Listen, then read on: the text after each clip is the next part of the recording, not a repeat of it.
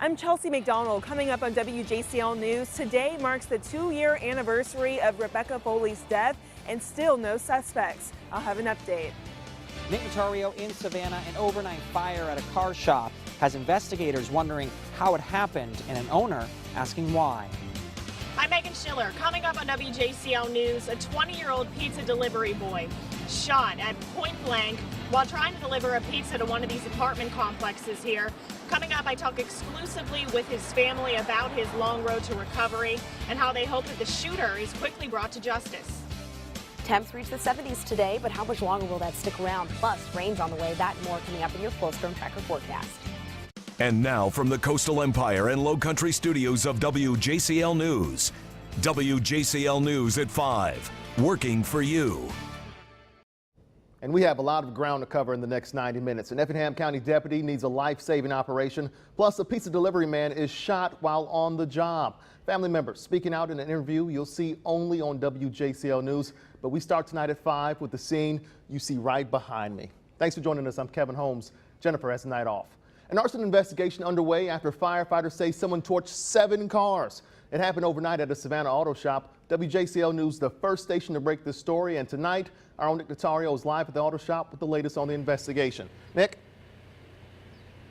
Yeah, Kevin, the smell of fire still very prevalent here in the air. And let's just go ahead and show you some of the damage caused from overnight. See right there, this was a white minivan. No longer white there on the panel. It's just the power of the fire ripped through this thing.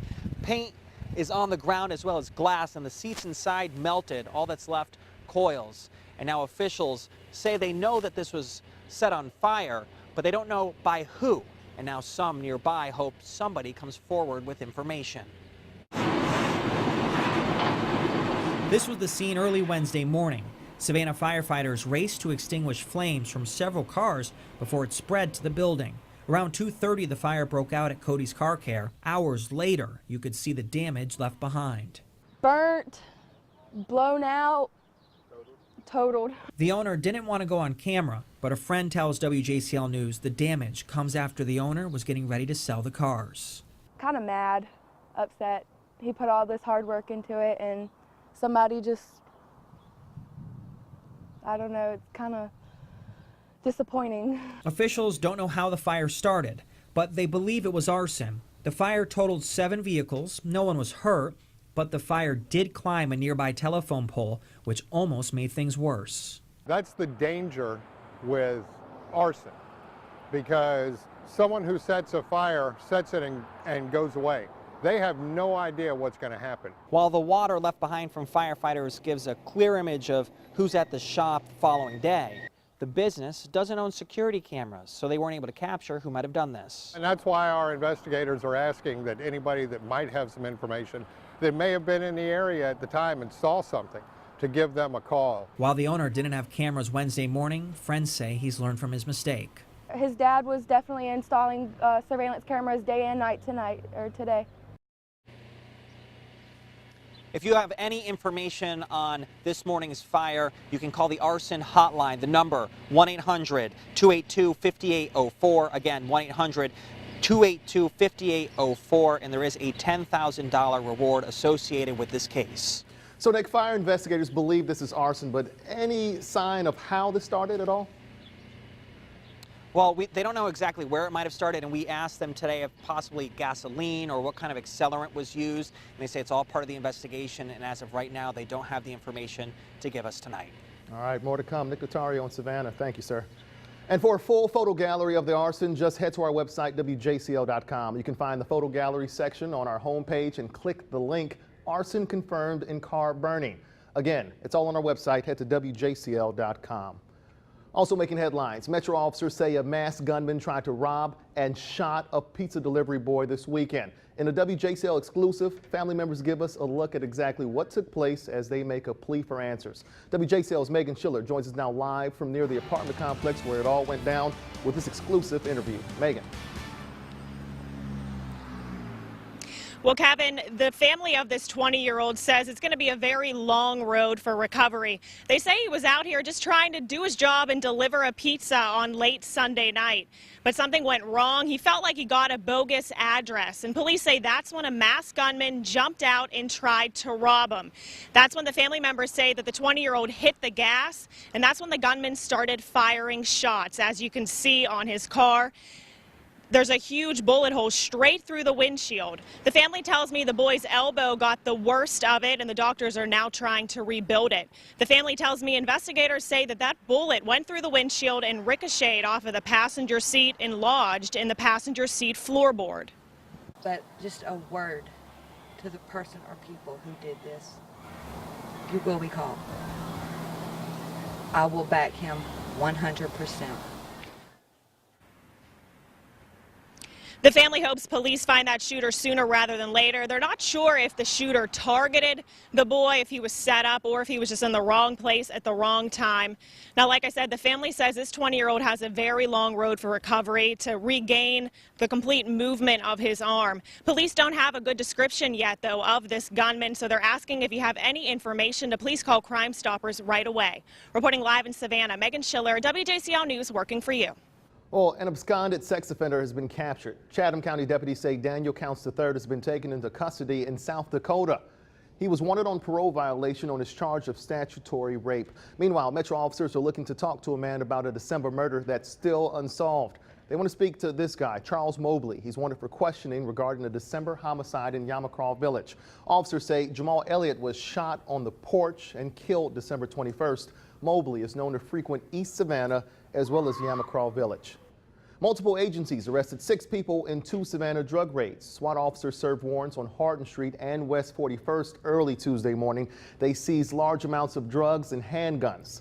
Metro Police Chief Joseph Lumpkin says the operation is indicative of what the public can expect as Metro Police step up efforts to on street level drug sales and violence. Now to a story you saw first on WJCL News this morning. A Bloomingdale police officer was involved in an early morning wreck. State troopers say an off-duty officer and a minivan were involved in this crash. Good news, neither driver was seriously injured. Highway 80 was closed for several hours as crews cleared the scene. A Savannah City Alderman has been appointed to a National Crime Prevention Committee. Alderman John Hall will represent Savannah on the National League of Cities. Hall will work to shape the NLC's policies on behalf of Savannah before Congress. Hall was appointed by NLC President Ralph Becker, who's the mayor of Salt Lake City, Utah. The NLC represents about 19,000 cities across the country. Big story here. Exactly 2 years ago today, Savannah State student Rebecca Foley was murdered outside her South Side apartment. There are still no arrests, no suspects. WJCL's Chelsea McDonald working for you. She talked with Rebecca's grandmother and Metro officers. Chelsea, I'd imagine this is a tough time for them. Absolutely, Kevin. 2 years ago today, Rebecca Foley's family found out someone killed their girl. Her family is very disappointed. No one has been arrested. Now, I spoke to her grandmother today. She doesn't think she'll ever have any closure in her heart for Rebecca, but she would have satisfaction knowing her murderer could be punished. At this point, officers say they've done a significant amount of follow-up on this case. Now they're asking for people who know anything to come forward. Officers say family members shouldn't be discouraged just because there are still no answers after 2 years. They say time could be an advantage. There are people that know who did this, and we're very disappointed in that there hasn't been an arrest. Rebecca deserves to have the person that did this to pay for it and be punished for it. People that at one time were uncomfortable in talking to us might come forward. The holiday season is especially tough for the Foley family. Her grandmother broke down on the phone with me several times today.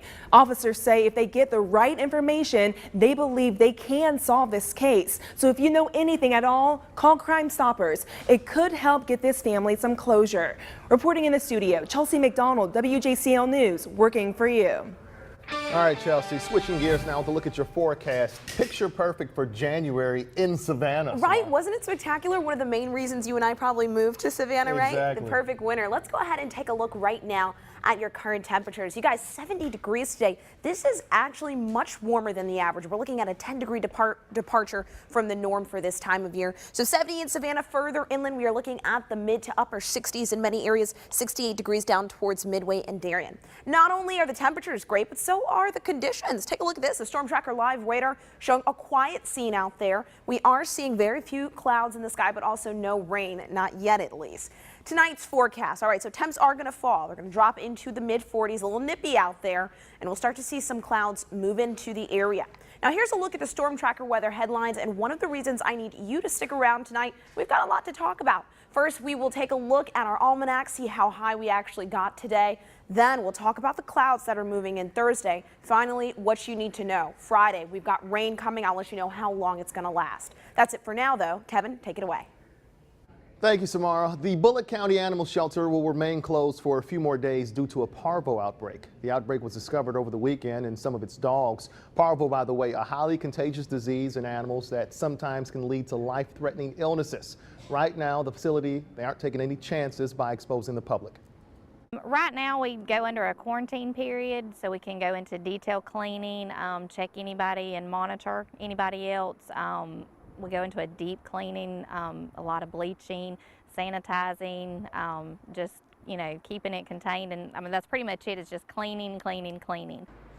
All right, the shelter could reopen as early as Friday. We're told definitely by Monday.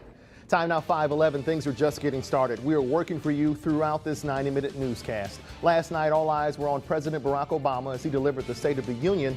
Tonight, we have a recap and reaction. And I can feel it coming in the air tonight. But you know what? There was no air Sunday night in the footballs used as the Pats beat the Colts. Now the NFL is investigating. I'm Brandon Livornia, and an Effingham County Sheriff's deputy needs your help. I'll show you how you can do so. Details coming right up on WJCL News.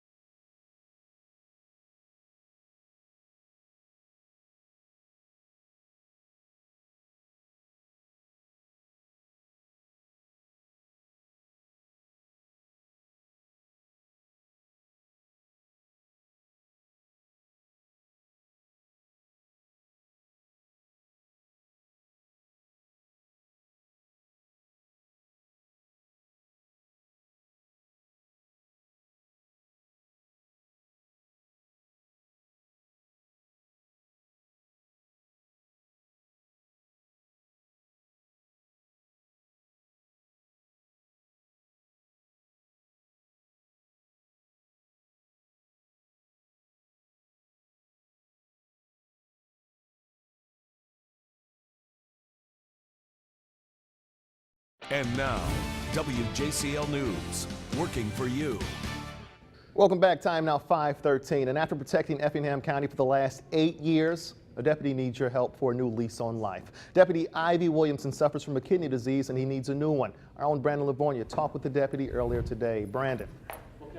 Two things that run in Deputy Williamson's family. One is serving in law enforcement, and unfortunately for him, high blood pressure is the other. He's asking anyone for some help at a normal life.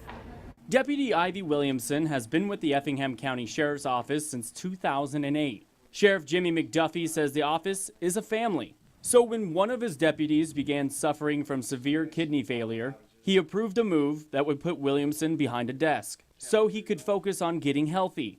And when you see one of you guys that's got health issues like this, you want to try to go that extra step to help out when you can.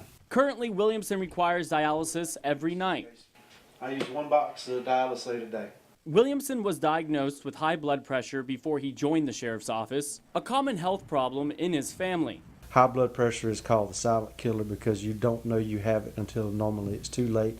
Williamson says he changed his diet, but doctors told him it was not enough to stop his kidney disease. He's now end stage, what doctors call stage 5 renal failure. It took 7 years for it to go from 30 to 40% to 10%. Every night before his kids would go to bed, Deputy Williamson would read them a bedtime story. Now, he spends 20 minutes getting ready and hooking this machine up to him and has to stay in the room by himself. And this is the line that hooks to me right here.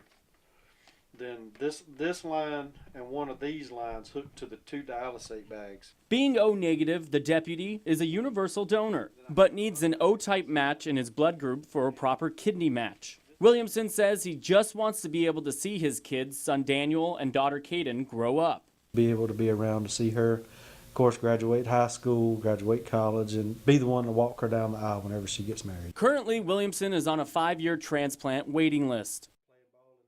Now, if you're not a match, you can also donate money. Williamson's operation will cost roughly $10,000. An account at the Rincon Bank of America has been set up in his name. In the studio, I'm Brandon Livornia for WJCL News, working for you. Well, we certainly hope this story reaches someone who can help. Thanks, Brandon. If you remember, WJCL has been telling you about a child from Pooler in need of a kidney for some time now. 8-year-old Zachary Pritchett and his family. They hope Zachary would have a kidney by Christmas. But Zachary's family tells WJCL at least 4 dozen people have reached out and they asked how they can help, even folks as far as California. We'll be sure to let you know if Zachary receives a kidney donation. For Zachary's full story, just search kidney for Zachary on our website, WJCL.com. Time now 5:16. In our next half hour, we're talking wedded bliss and banknotes. A new study says there's a big mystery when it comes to money and your honey. And for the first time in 10 years, look at that, Oreo is rolling out a new cookie flavor just in time for Valentine's Day. Samara Theodore in for Chief Meteorologist Jeff Kirk. The weather is really a sweet treat. I know, right? Yeah. Yeah, well, weather's looking pretty good too, but we do have some changes that will surely ensue. That will be Friday, so make sure you stick around. We'll talk about that and your full storm tracker forecast.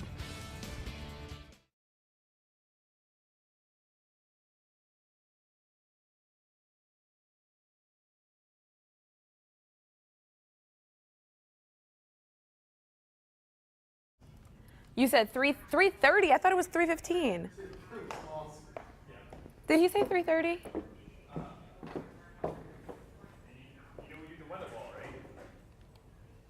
Do not know that. When did that happen? Oh. Jeff hasn't taken off since then. It's big weather, you said?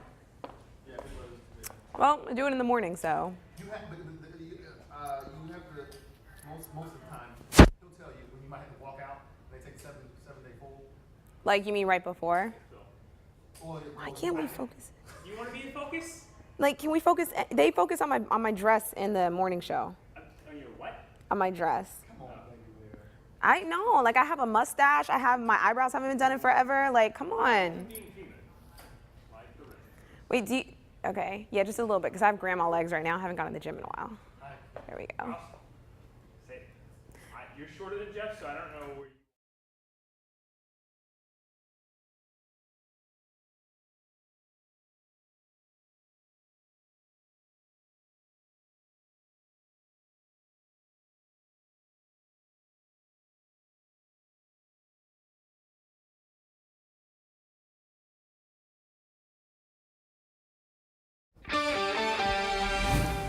Welcome back. I'm meteorologist Samara Theodore, and we are starting off with our storm tracker weather headlines. All right, so 70s today in many areas is what we reached. We'll take a look at the highs. Also, more clouds are on the way for our Thursday. Finally, that rain is going to be arriving Friday, so we're going to talk more about that as we head throughout the forecast tonight, though. Expect temps to drop. So it was warm throughout the day. It's going to be a little cooler overnight. We will drop down into the mid-40s. Still a little warmer than we normally are at night for this time of year. Fair and cool some clouds moving in. So here's a look at some of the highs today. 72 degrees in Savannah, 62 up in Atlanta, 72 as well down towards the islands. And you know what? The average for this time of year is about 60 degrees. So we really lucked out with some nice temps today. Current temperatures, 70 degrees. We are dropping. We are seeing temps in the mid to upper 60s further inland right now. So that's kind of the temperature scheme that we have out there. Still warm, still fair, not too windy. So these are really the feel-like temps. Okay, so we've got a look at our storm tracker live radar. Also superimposed is the satellite imagery where you can actually see that disturbance that was up in the northeast, bringing them a lot of snow and rain. Thankfully for us, we're not seeing that wintry weather. But here's a look into your future. If you look out west over Texas right now, we do have an area of low pressure that's going to continue to develop, especially along the Gulf as it continues to propagate towards us. And that is going to be the reason for our rain as we head into Friday. But for now, a look at the coastal empire and low country. Very quiet, as I said, and not only that, but it's dry out there. That's a good thing. Savor it now because it will change. Speaking of which, the models do agree with my forecast. The next 3 days, this is what you can expect. All right, so as we head into Thursday, we'll start to see the first round of clouds move in. Very thick coverage. Then by Friday, the rain will approach the area. Just around 10 a.m., we'll start to see some of those showers further inland and south of I-16. Then after that, the entire area really engulfed by these rain showers, some of which could be moderate to heavy at times. We'll keep an eye on that. But the good thing is, as we head through Saturday morning, it'll get better, it'll get drier, and we'll start to see some breaks in the cloud by the afternoon. So that's a good thing. Here's a look at your Thursday day planner. Again, starting off around 49 degrees. Chances for rain tomorrow are significantly low. We're going with mostly cloudy conditions. Well, like I said, the arrival of the clouds will come first. Highs tomorrow not as warm, but we will reach the upper 60s for many areas as we head towards the evening. Also cloudy with temps falling into the 50s. So here's a look at your weekend forecast, because I know a lot of you are like, all right, Samara, just get to the weekend, because that's what we want to talk about, right? So Saturday, we're going to see temperatures around 56 degrees. Notice the chance for morning showers. That same storm that's going to be impacting us Friday, it's going to move through Saturday morning, and some of those showers will linger. But by Sunday, we'll get lots of sunny skies returning, temperatures topping off around 60 degrees. Not too shabby. For your marine forecast, if you're planning on taking the boat out, things will significantly change with that same system riding across central Florida and then hitting us along the coast here. So Saturday is the day I think that you might have some concern, as well as Friday. Winds out of the northeast at 20 knots. We are seeing waves a little high at 6 feet. For your pollen report, right now, trees is actually high. Mold is high as well. Weeds low, grass not much to worry about. And a look at your sun and tides. High tide at 9:18 tomorrow morning. Sun rising at 7:24 and setting at 5:49. And finally, a look at your Storm Tracker 7-day forecast if you're planning ahead. All right, so let's break it down. Lots of sunshine for your Thursday with some clouds making their way in the early afternoon. So we'll start off with some sunbeams, but by the afternoon, the clouds will arrive. Friday, that's when we're going to have heavy rain throughout the area, and it's going to be very widespread in nature, again, beginning south of I-16 and then moving throughout the entire coastal empire and low country. Those same rain showers will proceed into Saturday morning. Remember, I'm not even going to rule out a rumble or so of thunder, so we'll keep that in mind as well. But then by Saturday afternoon, giving way to some sunshine, and Sunday really looking nice. That's a look at your Storm Tracker 7-day forecast. Over to you, Kevin. All right, and whether you need rain boots or flip-flops, you can keep up with the weather from the palm of your hand by downloading our app to your smartphone. That way you can pull up the forecast before heading out the door. Time now, 5:22. After the break, your chance to help make our streets safer. It's our weekly Crime Stopper segment. At this age, embarrassment can do a lot more good than grounding them for TV or their iPod or... I'm 14 years old. I snuck out of the house, took the car, and lied. This is part of my punishment. I bet he's embarrassed, but wait till you hear what else this mischievous teen had to endure.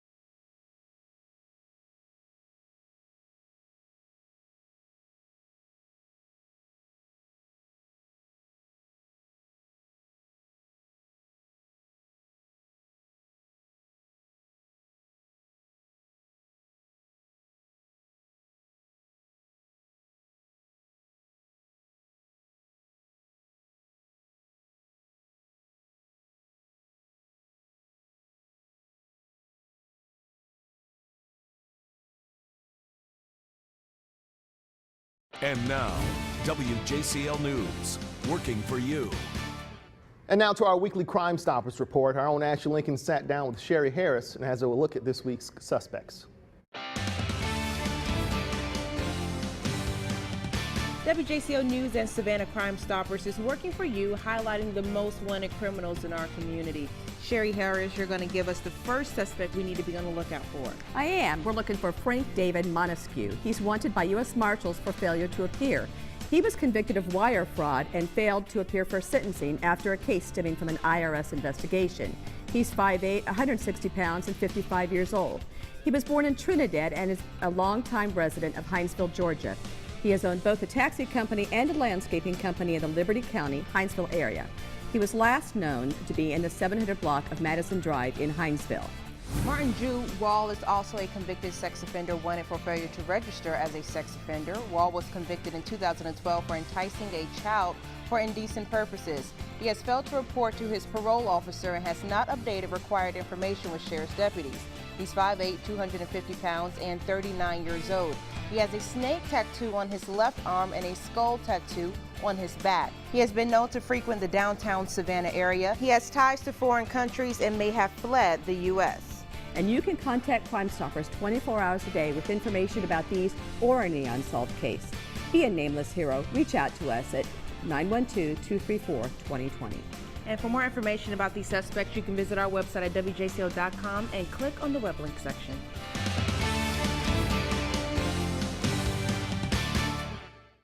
Deputies need your help finding the latest child support violator. The Chatham County Sheriff's Office looking for Linwood Rose. He owes $50,000 in child support. His last known address was on Dawson Avenue, so if you can help, call Crime Stoppers. All right, get this. Of all the things a college student can spend $500 on, this guy spends it on this. Take a look. 13,000 plastic balls for his dorm room. That story bouncing off the walls in today's Take a Look at This. And from bouncy balls to underinflated ones, we have new details on Deflategate. New England managed to take the air out of the Colts in the AFC title game, but sources say the air was taken out of the game balls.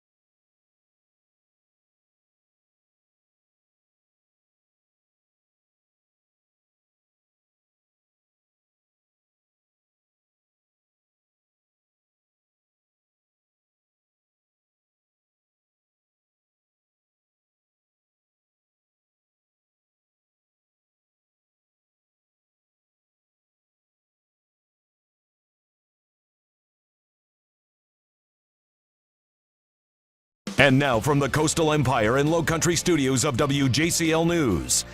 WJCL News at 5:30. Working for you.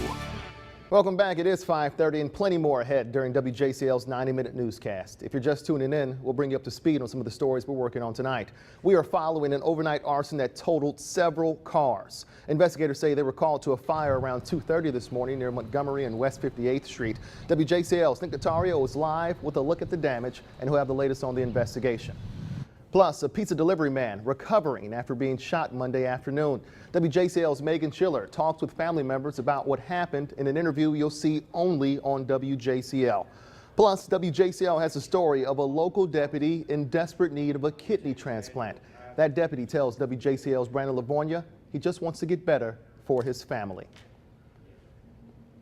President Barack Obama spent last night